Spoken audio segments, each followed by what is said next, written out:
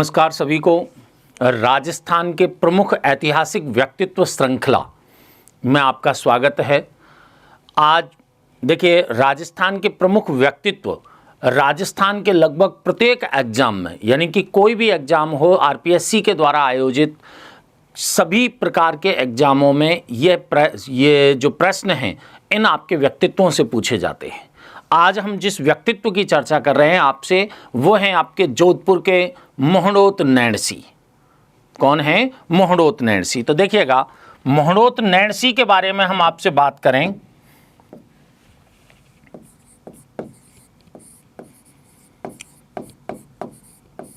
मोहनोत नैणसी। मोहनोत नैणसी ने एक सैनिक के रूप में, एक प्रशासक के रूप में और एक लेखक के रूप में ख्याति अर्जित की है। ठीक है। इन मोहनोत नैणसी का जन्म अगर देखा जाए तो जन्म इनका हुआ था 9 नवंबर 1610 ईस्वी में। एक जैन धर्म की मोहनोत ओसवाल शाखा, जैन धर्म की मोहनोत ओसवाल शाखा में इनका जन्म हुआ है।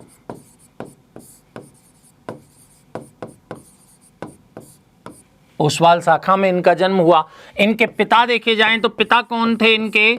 जयमल। पिता कौन थे? जयमल। और माता इनकी कौन थी? स्वरूपदे। माता कौन थी? स्वरूपदे। इनके भाई थे सुंदरदास,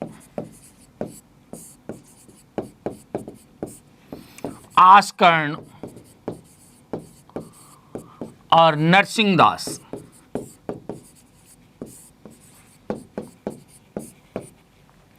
देखिएगा, मोहनोत नैणसी के पिता जयमल महाराजा गजसिंह जोधपुर जो थे उनकी सेवा में पहले से ही कार्यरत थे। ठीक है। 22 वर्ष की अवस्था में मोहनोत नैणसी को भी राजकीय सेवा में महाराजा गजसिंह के काल में शामिल कर लिया गया। इन्होंने एक सैनिक, एक थानेदार, हाकिम के रूप में भी काम किया है। 1632 ईस्वी में, कब? 1632 ईस्वी में मोहनोत नैणसी को 1632 ईस्वी में मोहनोत नैणसी को मगरा क्षेत्र में भेजा जाता है।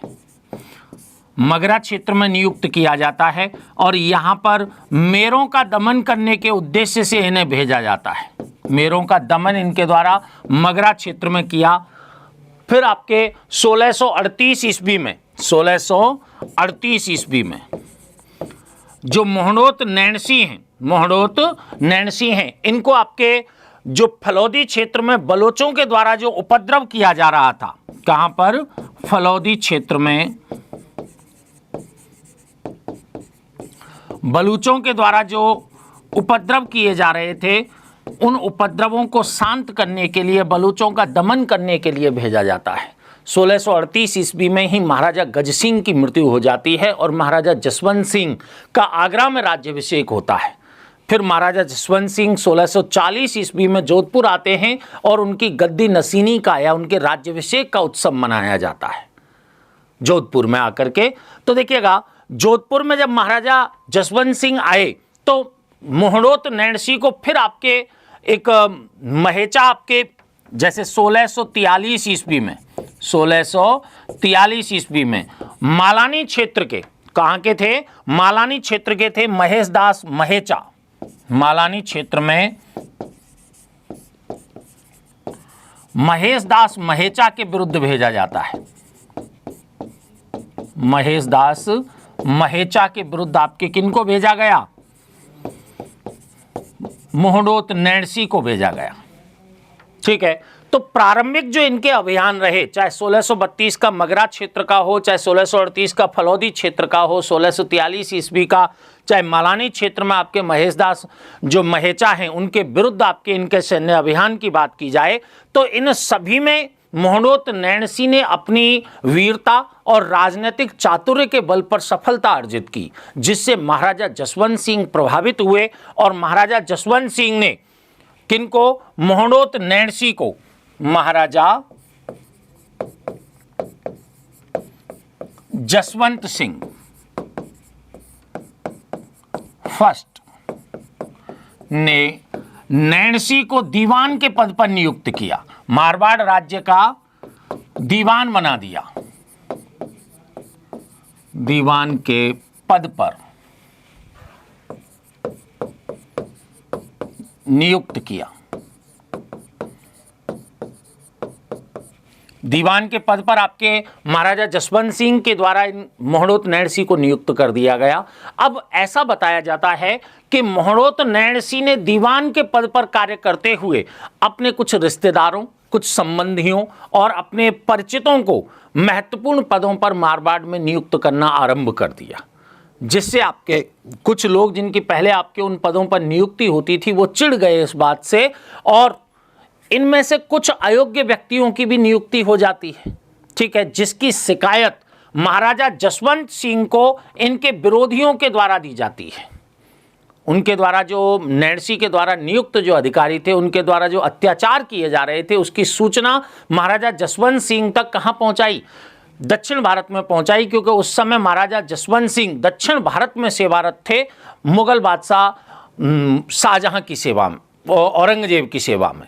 ठीक है, मुगल बादशाह उस समय तक औरंगजेब बन चुके थे 1658 में।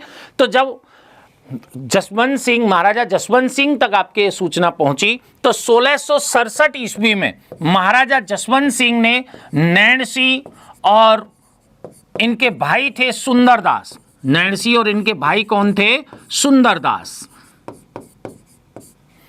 इनको कैद कर लिया, कैद किया, और कैद करने के पश्चात इन पर 1 लाख रुपए का आर्थिक दंड लगाया, 1 लाख का आर्थिक दंड लगाया, अर्थदंड लगा दिया, जिसको स्वाभिमान के धनी मोहणोत नैणसी के द्वारा अस्वीकार कर दिया गया देने से। इस कारण इन्हें जेल में डाल दिया गया, जहां इनके विरोधियों ने इन पर अत्याचार किए, जिससे मायूस होकर के मोहणोत नैणसी और इनके भाई के द्वारा 1670 ईस्वी में आत्महत्या कर ली जाती है। आत्महत्या कर ली जाती है। इस तरह राजस्थान के क्रमबद्ध इतिहास लेखन के प्रथम व्यक्ति मोहणोत नैणसी का दुखद अंत हो जाता है। ठीक है, अब नैणसी की ख्याति जहां एक आपके योद्धा के रूप में रही, एक प्रशासक के रूप में रही, वहीं सबसे अधिक जो इन्होंने ख्याति अर्जित की है वो एक लेखक के रूप में इनकी ख्याति है। लेखक के रूप में इनके द्वारा, देखिए, लेखक के रूप में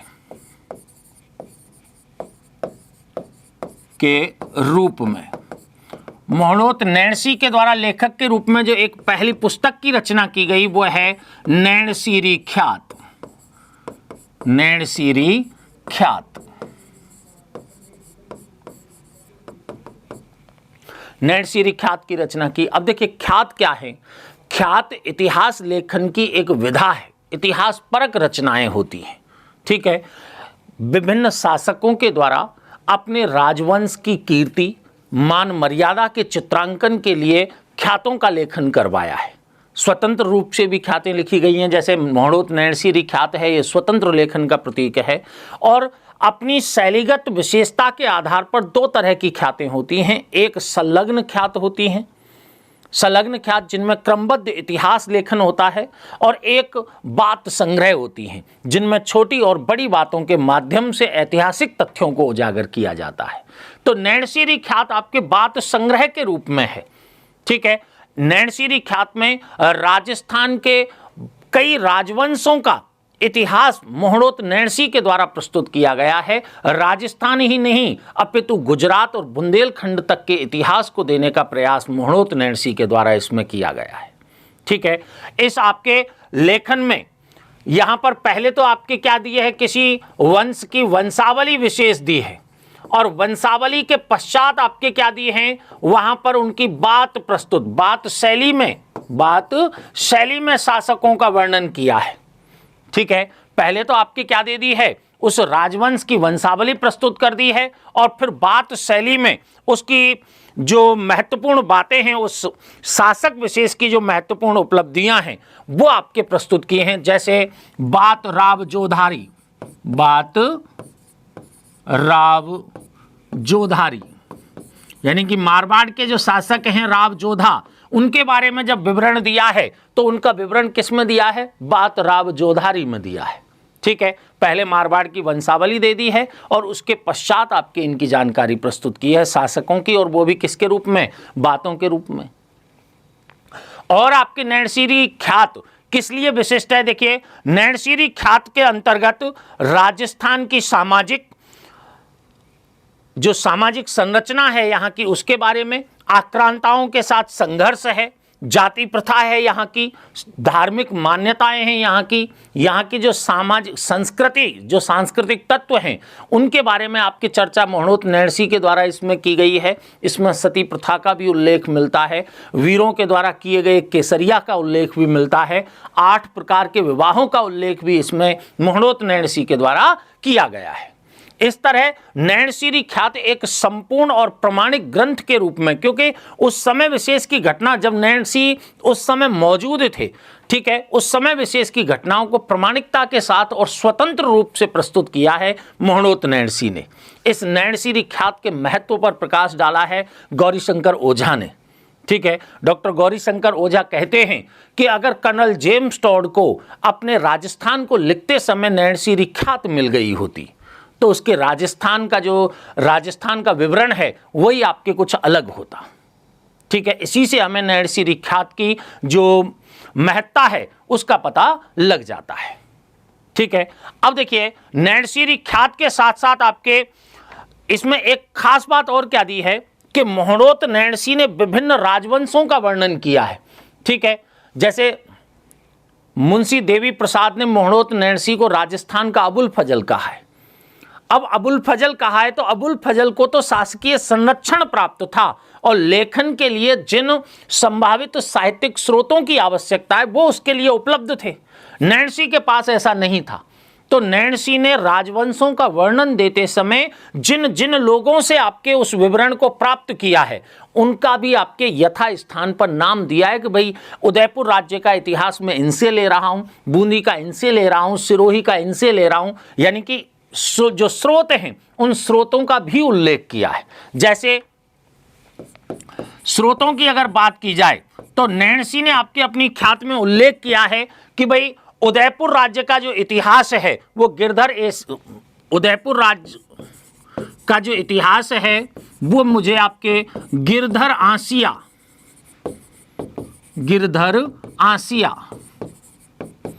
और खेमराज चारण से प्राप्त हुआ है।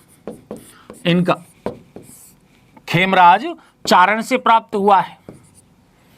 ठीक है, इसी प्रकार उन्होंने उल्लेख किया है कि भाई जो आमेर के कछवाह हैं, आमेर के कछवाहों का भाट राजपण ने हमको वंशावली प्रस्तुत की है। इनकी आमेर के कछवाहों की जो वंशावली है वो भाट राजपण से प्राप्त की है।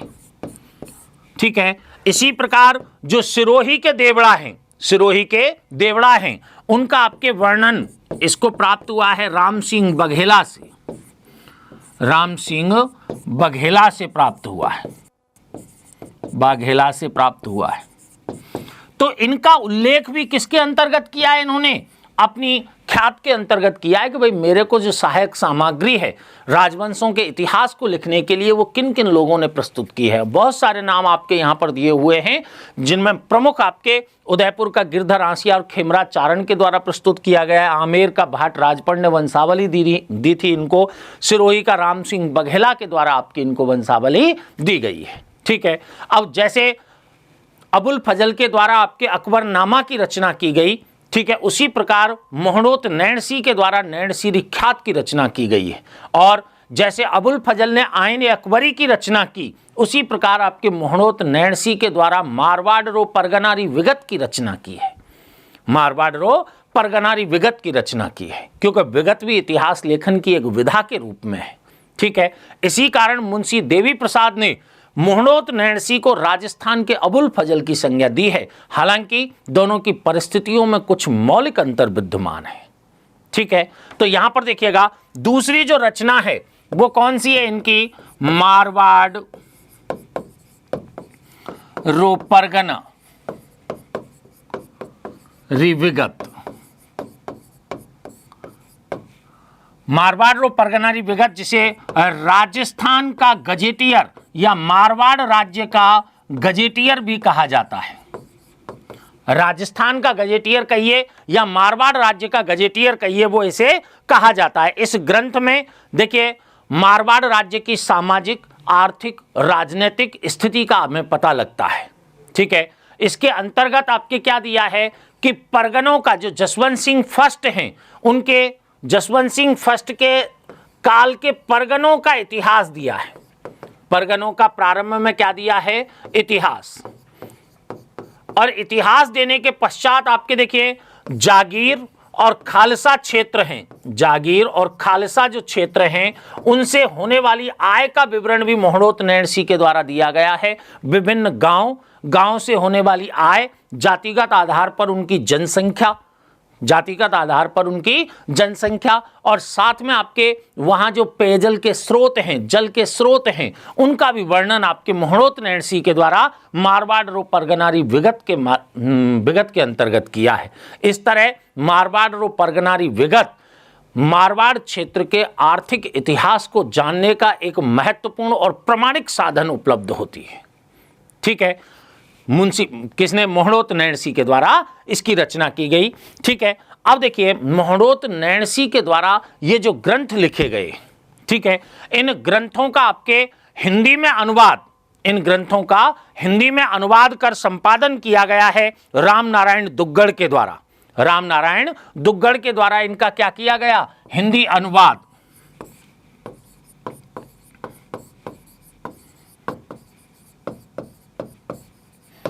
हिंदी अनुवाद कर आपके संपादन किया गया, और राजस्थानी में आपके बद्री प्रसाद सांकरिया के द्वारा इसका अनुवाद प्रस्तुत किया गया है। इस तरह जो राजस्थान के प्रमुख ऐतिहासिक व्यक्तित्वों में मोहनोत नैणसी का नाम आता है। राजस्थान के अबुल फजल के नाम से जाने जाते हैं ये, और राजस्थान के क्रमबद्ध इतिहास लेखन के प्रथम व्यक्ति माने जाते हैं। कौन? मोहनोत नैणसी। ठीक है, तो मोहनोत नैणसी के आपकी दो प्रमुख पुस्तकों के नाम कौन से हैं? मारवाड़ रो परगनारी विगत और नैणसीरी ख्यात। ठीक है, किसके पुत्र थे? जयमल के और आपके स्वरूप दे के पुत्र थे। भाई इनके कौन थे? सुंदरदास, आस्कर्ण और नरसिंह दास थे। ठीक है, ऐसे कुछ एक प्रश्न आपके 4-5 इनसे बन जाते हैं। ठीक है, तो अब आप नेक्स्ट क्लास में हम एक नए व्यक्तित्व के साथ आपके सामने फिर उपस्थित होंगे। तब तक के लिए धन्यवाद।